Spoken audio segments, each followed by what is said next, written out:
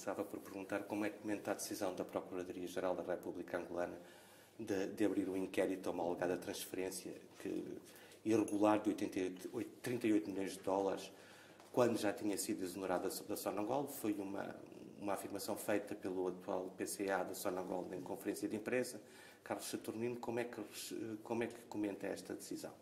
Portanto, em face às alegações feitas na conferência de imprensa e às declarações feitas na conferência de imprensa, a mim parece-me bastante normal que a Procuradoria abra um inquérito, porque realmente é o procedimento, não é? Portanto, qualquer declaração que venha a público e que possa parecer irregular, é normal a Procuradoria tentar averiguar e fazer um inquérito sobre o que é que diz respeito. Está confortável com o facto da...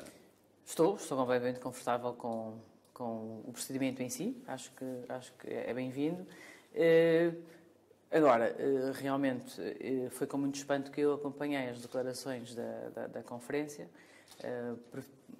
As palavras do PCA atual, Carlos Saturnino, foram, para mim, chocantes. Portanto, realmente faltaram imenso com a verdade. Chocantes porquê?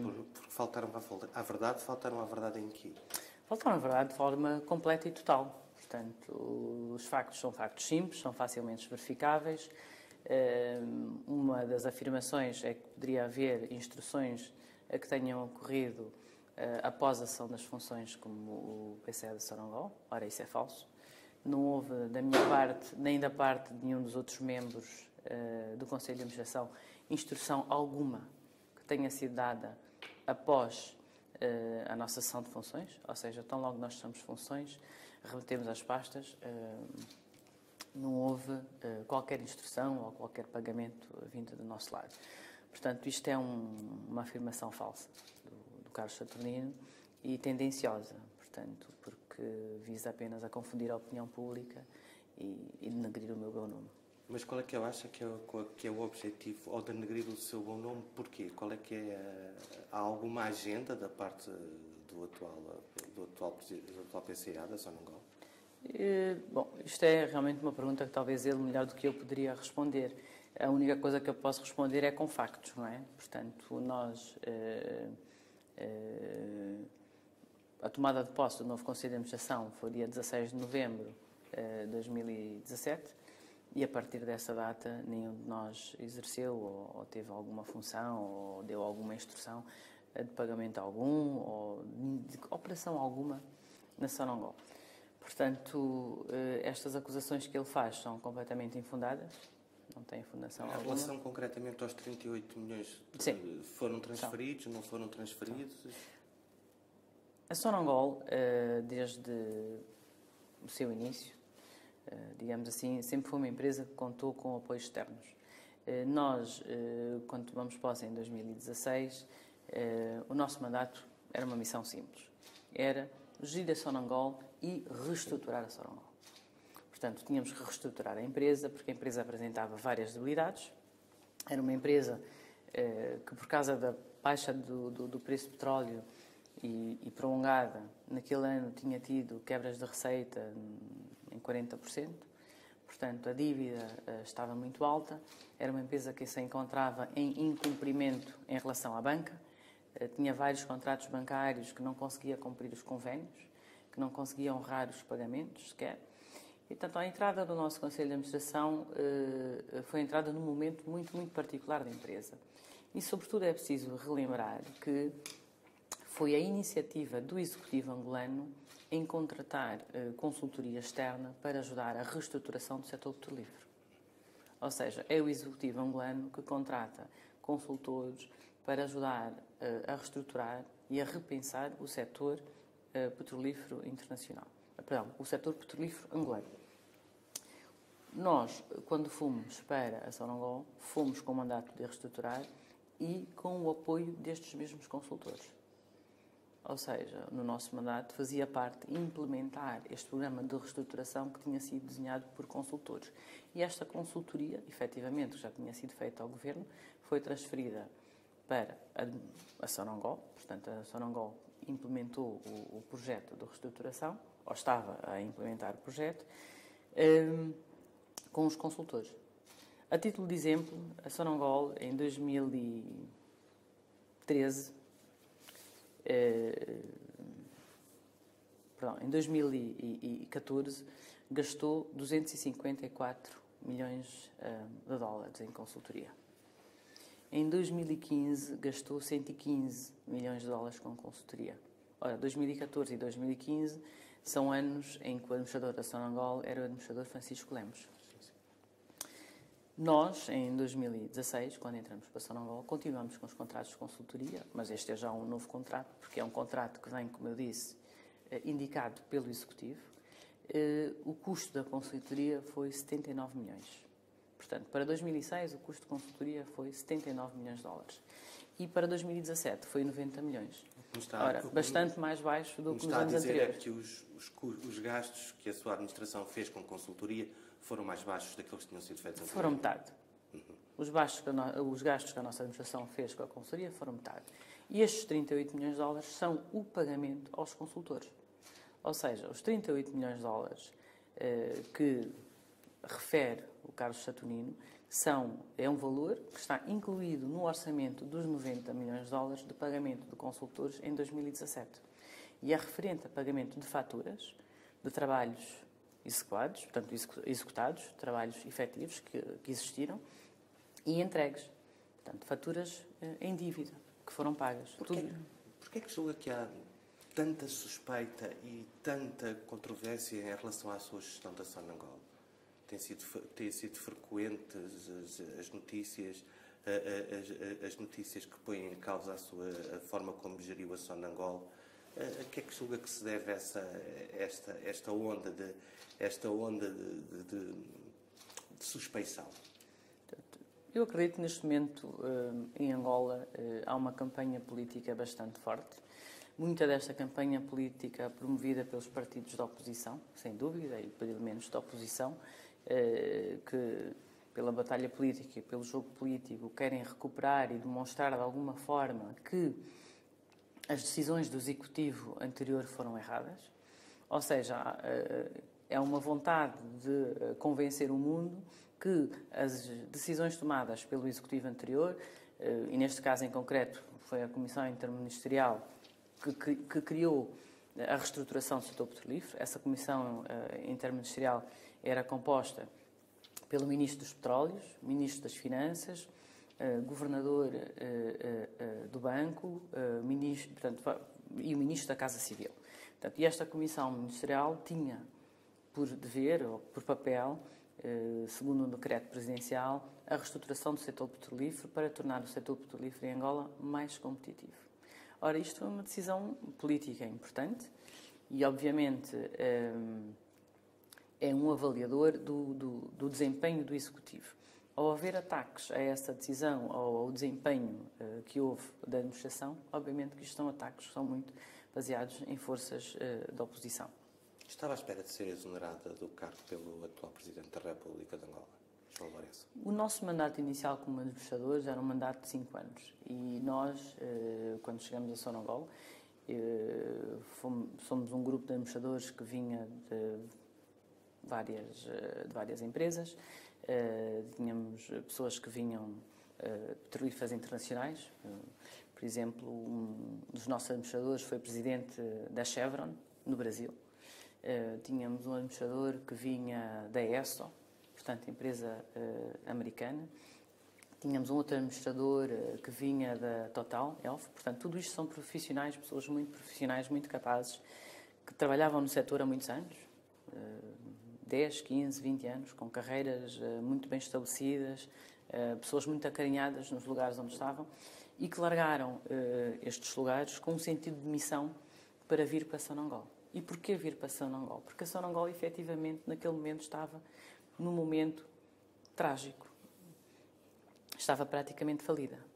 Tinha incumprido em 2015 com a Banca Internacional, portanto, tinha incumprido os seus convénios financeiros, tinha grandes dificuldades em fazer pagamentos, desde salários a investimentos em desenvolvimentos de campos petrolíferos, enfim, em pagar os seus fornecedores, tinha muitas faturas em atraso, Portanto, estava realmente num momento muito difícil. Essa situação trágica, presumo que não tivesse exclusivamente a ver com a queda do preço do petróleo, resultava de outros fatores, ou não? A empresa era uma empresa frágil, não tinha um modelo de gestão robusto, ou seja, o modelo de gestão, o modelo de negócio que tinha sido desenhado não era suficientemente robusto para aguentar uma forte queda de receita.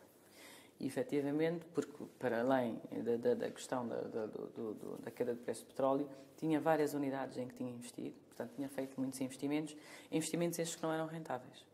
Em áreas não core. Em áreas não core, mas também investimentos em áreas core. Também investimentos em blocos petrolíferos que não são rentáveis e que os detém até hoje. Porquê é que aceitou ser presidente da Sonangol? Exatamente como referi há bocado, para nós era um espírito de missão. Eu venho de um setor privado, eu trabalho já há mais de 2 décadas no ramo empresarial, fundei várias empresas, algumas delas bastante bem-sucedidas. Hoje em Angola tenho dezenas de milhares de trabalhadores. Portanto, acredito que no ramo privado sou com certeza um dos maiores empregadores em Angola, sou um dos maiores contribuintes, sou uma das pessoas que mais impostos paga em Angola e que também que mais investe em Angola. E sempre acreditei muito no meu país e na economia. E, portanto, para nós era um sentido de missão, era poder retribuir de alguma forma e poder contribuir de alguma forma a reconstruir o que é uma empresa que é o pilar da economia angolana e a Sonangol a ser uma empresa mais robusta e que funcionasse bem, ora, toda a economia angolana só teria a ganhar com isto. Portanto, nós fomos, e eu em particular fui para Sonangol, muito com este espírito de missão, de reconstruir a empresa. Se fosse hoje, aceitava? Acredito que a Sonangol hoje está num sítio diferente. Quero dizer que, apesar de não termos feito o mandato de 5 anos e apenas 2, nestes 2 anos, ou 1 ano e meio, 18 meses, conseguimos muito. Sobretudo, a empresa está num sítio diferente. Tem uma dívida muito inferior do que tinha. Saiu de uma dívida de quase 15 mil milhões para uma dívida de 4. Ou seja, nestes 2 anos e meio, conseguimos colocar um programa de reestruturação e pagamento de dívida acelerado que permite hoje à empresa já ter capacidade de investir. Também acredito que no tempo que tivemos, cortamos muitos custos ligados a operações desde transporte, por exemplo, dos navios, que transportam tudo o que é necessário para as plataformas poderem trabalhar, que é o que nós chamamos os supply boats, portanto, tudo que é shipping, fizemos custos muito, muito importantes de centenas de milhões de dólares. Fizemos cortes de custos muito significantes na parte logística, corte de custos muito significantes em áreas como os seguros. Ou seja, acredito que deixamos uma empresa muito melhor do que encontramos. Volto a fazer-lhe a questão, até ainda mais atendendo àquilo que me acabou de dizer, esperava ser exonerada, atendendo ao trabalho que realizaram durante os 2 anos que estiveram na Sonangol. Nós acreditávamos que poderíamos concluir fazer mais trabalho do que tínhamos feito. Portanto, não esperávamos que a nossa missão acabasse em novembro de 2015. Acreditávamos que possivelmente não ficaríamos os 5 anos, mas que nos seria dada a possibilidade de ter feito mais e termos levado a empresa um bocadinho mais longe. Acredito que se o programa de reestruturação continue e for cumprido, que esta empresa, no final deste ano, 2018, possa ser realmente uma empresa que volta outra vez a ter a força que um dia teve. Quando foi nomeada presidente da Sonangol, uma das medidas que tomou foi o afastamento do presidente da Comissão Executiva da Sonangol, Pesquisa e Prospecção, esse presidente chamava-se Carlos Saturnino. Na altura, quando em comunicado o que foi dito é que a decisão estava alinhada com a postura do novo Conselho de Administração da Petrolífera de ser consequente com os princípios de rigor e transparência que baseiam a sua gestão. O que eu entendo desta explicação é que, por esta via, se poderia concluir que a gestão que Carlos Saturnino tinha feito desta área de negócio não era transparente. A Sonangol Pesquisa e Produção é a principal empresa do Grupo Sonangol. Ou seja, é a empresa do Grupo Sonangol que detém as participações nos blocos e é também a empresa do Grupo Sonangol que tem a capacidade de operar blocos e de investir em blocos. Ora, ela é sem dúvida a empresa que mais atenção precisa dentro do grupo. Quando nós chegamos em junho de 2016, eu não tomei a decisão de exonerar o Carlos Saturnino. Portanto, nós quando chegamos em 2016 fizemos um diagnóstico. Em junho de 2016 fizemos primeiro um diagnóstico. Depois de realizarmos um diagnóstico, percebemos onde havia debilidades e quais as empresas do grupo eram as empresas mais frágeis e que precisavam de maior intervenção. No caso da pesquisa e produção, o que foi detectado é que era uma empresa que tinha muitas debilidades na parte de gestão. Ou seja, tinha perdido no ano de 2015 cerca de 859 milhões de dólares de percas, resultado negativo. Era um número muito elevado. Por outro lado, tinha problemas na sua operacionalidade. Quando olhamos para a estrutura operacional da empresa, percebemos que estava sobredimensionada. Havia muitas direções, muitas linhas de reporte e, efetivamente, os processos eram lentos e a empresa não era funcional. Portanto, nós tomamos a iniciativa de redesenhar e reestruturar a empresa e, nesse sentido, transformar a Sonangol Pesquisa em Produção numa empresa muito mais parecida com uma IOC, ou seja, como uma empresa internacional operadora de petróleos, uma IOC, que era uma filosofia diferente. Para isso, redesenhamos completamente a linha de gestão. Tanto a primeira linha como a linha de gestão foram redesenhadas. Tornamos a empresa com uma gestão mais pequena, mais enxuta, mais ágil. O Conselho de Administração da Sonangol Pesquisa e Produção, tanto para 2015 como para 2016, teve muitas dificuldades em fechar e apresentar um orçamento. Ou seja, trabalhava sem orçamento. Isso era uma situação muito preocupante.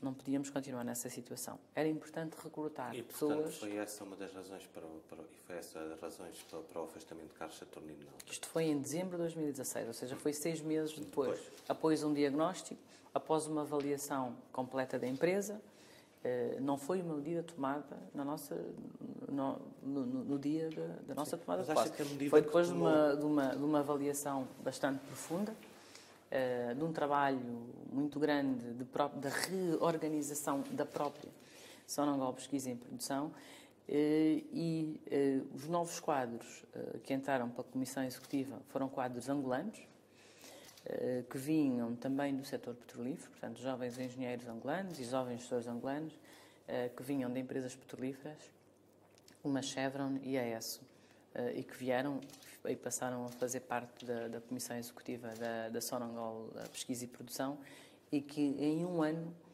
virou os resultados. Portanto, passando a ter resultados positivos. Acha que há alguma relação entre esse afastamento de Carlos Saturnino nessa altura e agora as tomadas de posição dele enquanto Presidente do Conselho de Administração, em relação assim? Pelas afirmações que constatei, parece-me que existir um certo grau de envolvimento pessoal portanto, nas decisões que toma.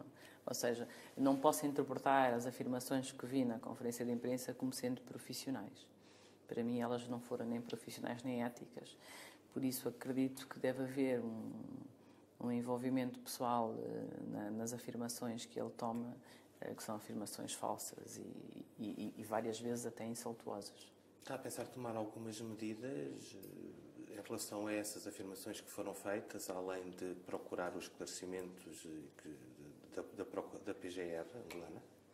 Portanto, como assistiu à conferência, eu pessoalmente fiquei muito decepcionada, porque estava à espera de encontrar uma conferência onde se fosse falar do futuro da Sonangol e dos resultados que se tinha conseguido atingir e, no fundo, perceber as soluções, mas, em vez disso, lançou-se um ataque, e foi um ataque direto, portanto, ao antigo Conselho de Administração e a minha pessoa em particular. Há uma teoria que é conspirativa que diz que atacam-na a si porque não podem atacar o seu pai.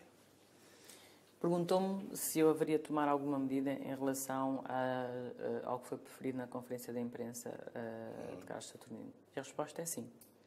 Eu vou apresentar uma queixa-crime. Estou neste momento a trabalhar com advogados neste sentido e vou apresentar uma queixa-crime em função das afirmações e alegações que foram feitas. Que são difamatórias, sem dúvida. Em relação àquilo que eu estava a perguntar também, dessa teoria da conspiração, que diz que ou a transformarem em alvo, no fundo, que querem atingir é o seu pai? Eu acho que é inevitável que se tentar atacar a performance da antiga administração da Sonangol, portanto, que é inevitável que a tentar atacar efetivamente a decisão do Executivo de ter nomeado estas pessoas para aquele lugar.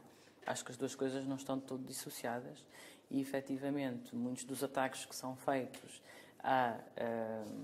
ao trabalho e aos resultados da antiga administração são, sem dúvida, ataques políticos e são ataques que, como diz, estão fundamentados em outros fatores e não na performance e não nos resultados da empresa, porque os resultados da empresa claramente falam por si. Os custos foram cortados, a empresa passou a gerar lucro, a empresa a ser melhor gerida, passou a ter um modelo mais robusto. No entanto, também terá havido queixas de petrolíferas internacionais que diziam que a sua administração tinha tornado os processos de gestão demasiado burocratizados e ineficientes. E essa foi, na altura, isso constou de um relatório e terá sido também uma das razões que levou João Lourenço a optar pela sua exoneração. Qual é que é a sua opinião sobre estas queixas? A nossa administração não alterou nenhum processo existente na empresa. Ou seja, os processos que se refere são processos que existiam na empresa desde há 10, 15 anos. Os processos de contratação, de adjudicação, de aceitação de propostas por parte das empresas petrolíferas, o processo em que elas podem contratar serviços, etc., são todos processos que existiam na empresa antes de nós chegarmos. Portanto, se eles são burocráticos agora, também foram burocráticos no passado. Surpreendeu o setor dos petróleos? Não me surpreendeu. Nós tivemos uma experiência muito positiva. E, ao contrário do que foi alegado na imprensa em relação ao relatório, o relatório que nós estudamos e que nós debruçamos com o setor petrolífero não tinha a ver com a burocratização dos processos. Pelo contrário, os processos, efetivamente, eram processos longos. Um dos trabalhos que nós estávamos a fazer na Sonangol era a revisão destes processos. E, atenção, estes processos burocráticos são processos que datam já de décadas. Na época do engenheiro Manuel Vicente, os processos eram exatamente os mesmos. Na época do Dr. Francisco Lemos, os tais processos burocráticos eram exatamente os mesmos. E a primeira administração que começou a olhar para fazer a revisão destes processos para se tornar mais céleres e menos complexos foi a nossa. Portanto, o relatório que nós conhecemos é um relatório que visou a falar de 5 temas, que eram temas que eram relacionados com o gás, temas que eram relacionados com questões fiscais, entre outros. Este é o relatório de trabalho da Comissão de Trabalho Interministerial que foi criada. Mas acredito que na imprensa o que foi apresentado e o que foi dito foi relativamente diferente do que efetivamente depois foi tratado a nível da Comissão Interministerial entre o Ministério das Finanças e dos Petróleos sobre como melhorar as atividades do setor petrolífero.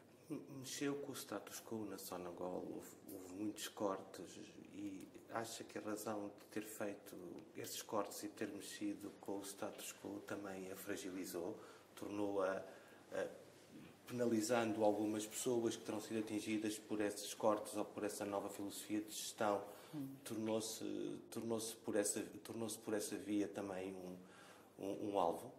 Portanto, a Pecado perguntou-me da nossa relação com as empresas petrolíferas e eu queria dizer só a título pessoal que a nossa relação com as empresas petrolíferas da antiga administração foi boa. Nós encontramos um espírito de colaboração, encontramos um espírito de investidores com interesses comuns e fizemos vários negócios com as diferentes empresas internacionais, desde a Total, a Chevron, a Esso, etc., que melhor defenderam ambos os interesses tanto da Sonangol como das nossas parceiras. Portanto, houve várias reuniões de trabalho, vários momentos de trabalho entre nós, entre a antiga administração e as empresas petrolíferas internacionais, que foram momentos marcados por grandes sucessos. Aliás, quando se houve o testemunho dos CEOs, seja da BP ou da Total, ou os vice-presidentes da Chevron, e que falam sobre a antiga administração, todos eles são extremamente positivos.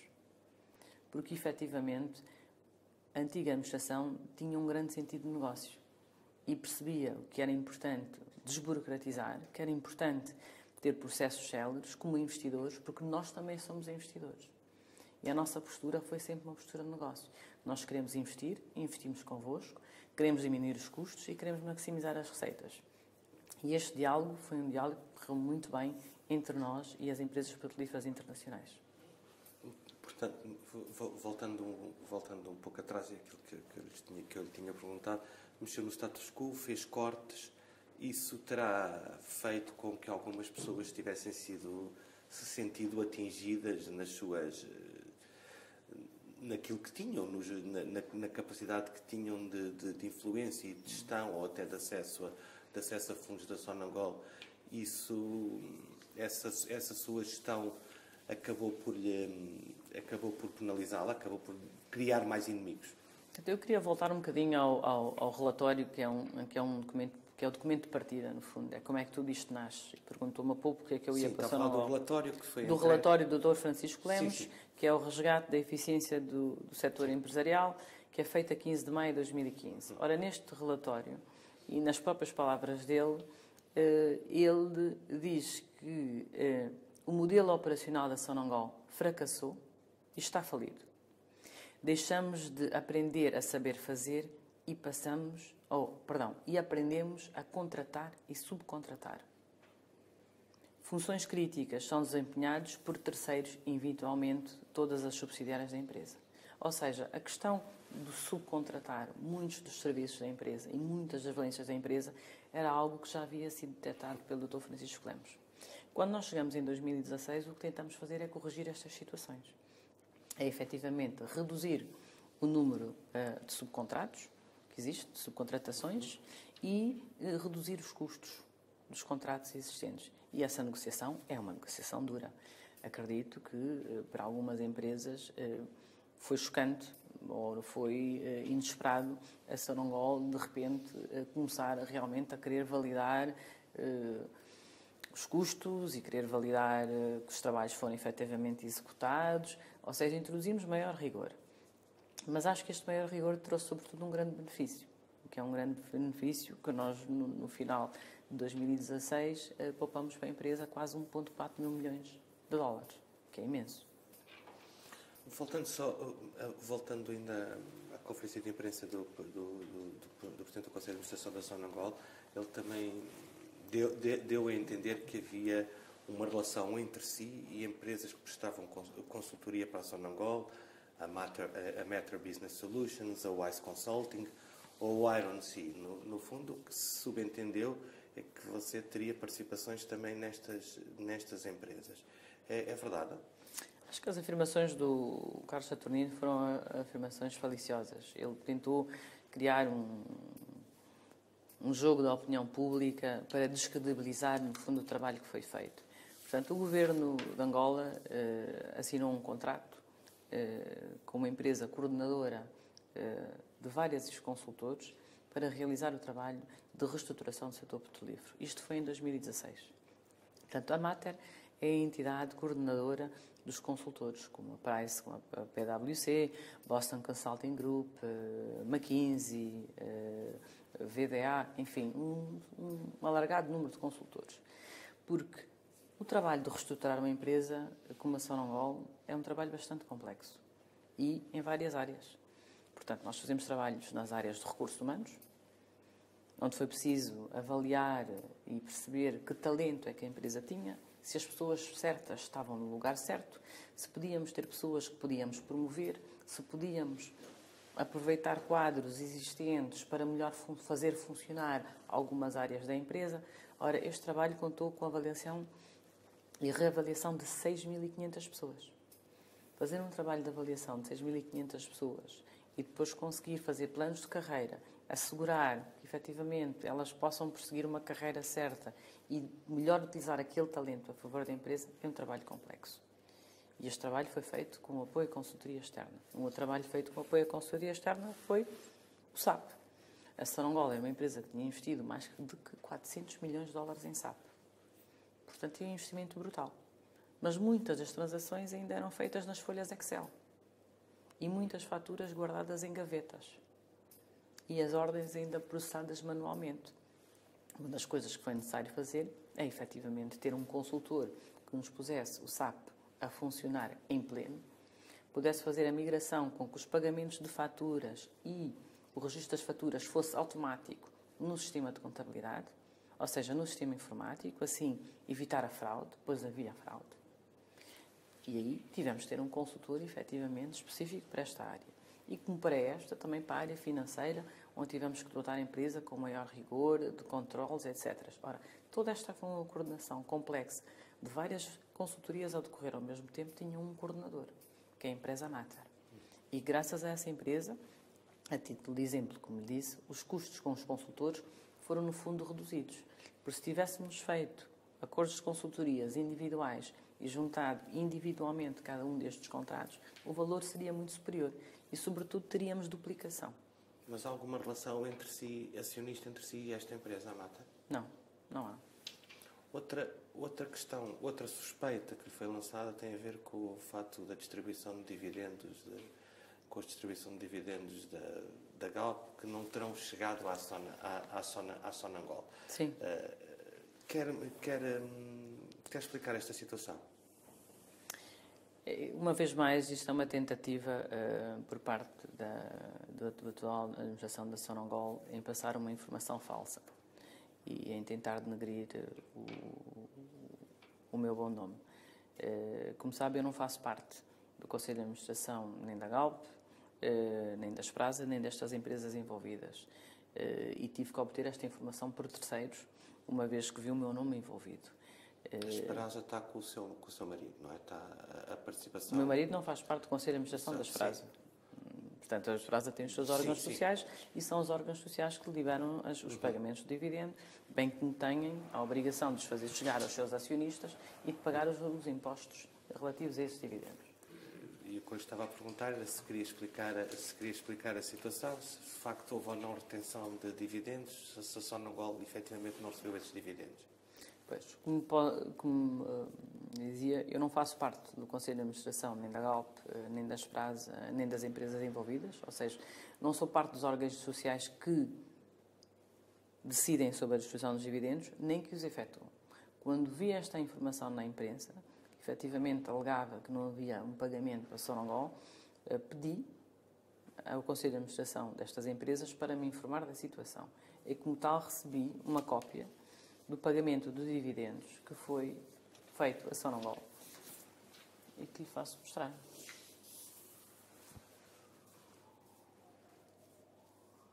Bem como a cópia dos impostos relativos a estes dividendos.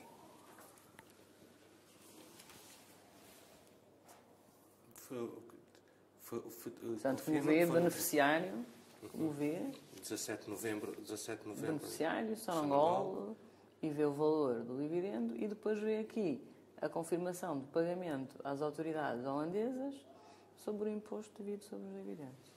Porquê que, mais uma vez, a dúvida, porquê é que então surge esta informação? Porque é falsa e só tem uma única finalidade, que é efetivamente denegrir a minha imagem, numa campanha de difamação que já está montada há algum tempo.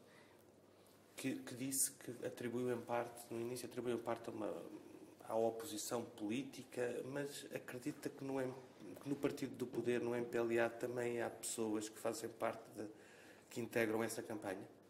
Muitas destas campanhas são anónimas, não é? Portanto, elas aparecem nos jornais, são artigos que aparecem nos jornais, como alguns jornais em Portugal, e eu pessoalmente não sei quem são as fontes, porque infelizmente os jornalistas também não as citam. Portanto, sem saber as fontes, não posso dizer se são do MPLA ou se eventualmente são de algum outro partido. Mas gostaria de pensar que efetivamente são de partidos da oposição.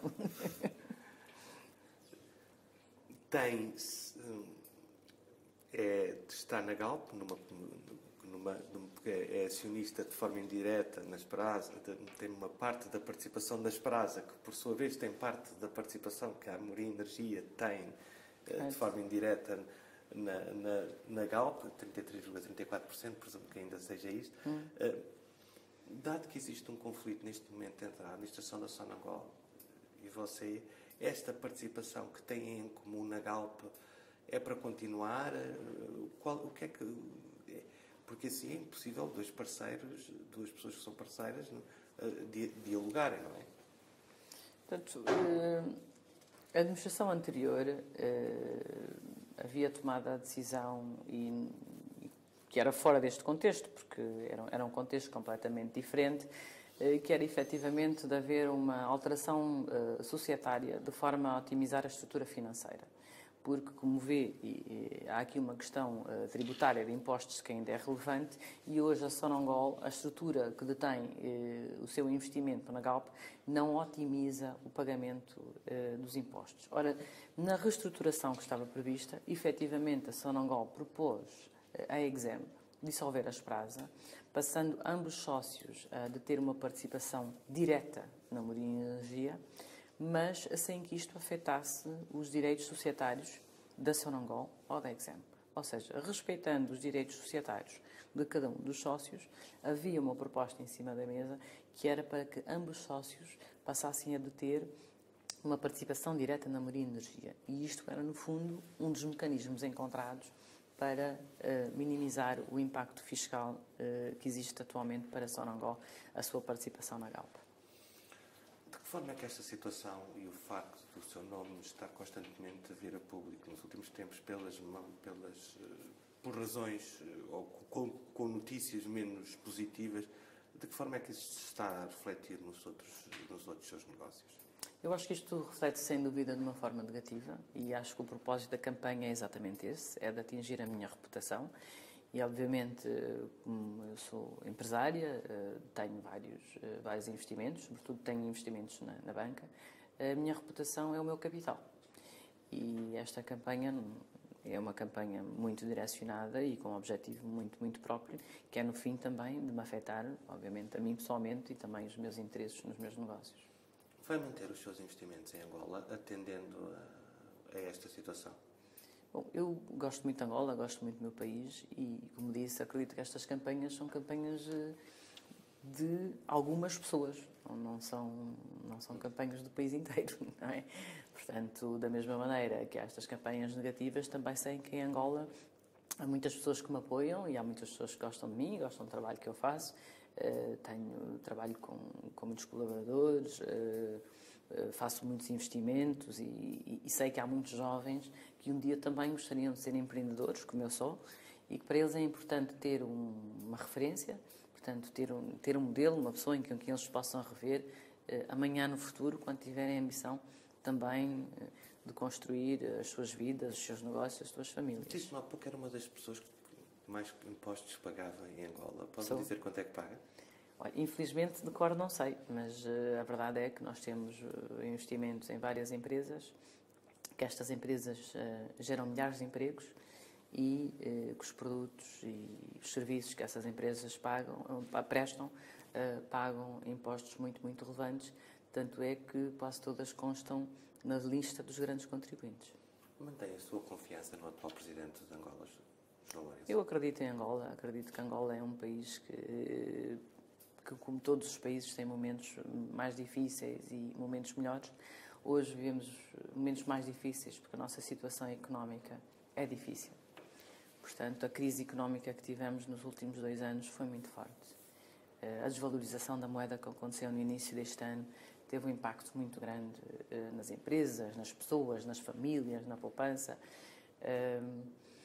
E não são dias fáceis, mas com coragem e com trabalho, acho que Angola irá daqui a alguns anos para um rumo melhor, de certeza. E em Portugal, os seus investimentos é para manter? Eu gosto muito de Portugal, é um país que descobri relativamente tarde, vim para aqui, não cresci cá, portanto, vim para aqui como visitante, né? E gostei e tenho parceiros em quem confio e gostaria de continuar a investir e construir mais em Portugal também. Tem uma outra parceria com o governo angolano, julgo eu, na EFASEC. Sim. Essa parceria pode ser afetada por esta situação da Sonangol? Eu acho que são duas parcerias diferentes, não são dossiês relacionados, mas tenho consciência que com a dificuldade económica que existe hoje em Angola, possivelmente a entidade que detenha participação na EFASEC, neste caso é a ENDE, possa ter algumas dificuldades em participar no investimento.